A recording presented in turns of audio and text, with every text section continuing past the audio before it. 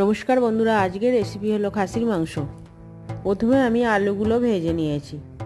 তেলের ওপর দিয়ে দেবো 1 চামচ চিনি ও তেজপাতা। পেঁয়াজ কুচানোগুলো লাল লাল করে ভেজে নেব। রসুন বাটা, আদা বাটা, টমেটো পেস্ট করে রেখেছিলাম দিয়ে দেব। স্বাদ মতো লবণ, হলুদ গুঁড়া, লঙ্কার গুঁড়া দিয়ে ভালো করে কষিয়ে নেব। টক দই দিয়ে দেব।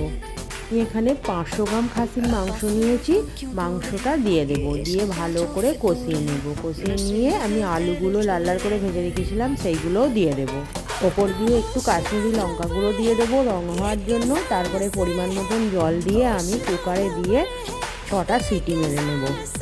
আমার এই মাংসের রেসিপিটা যদি ভালো লেগে থাকে আপনারা কমেন্ট, লাইক ও শেয়ার ও চ্যানেলটিকে সাবস্ক্রাইব করে দেবেন।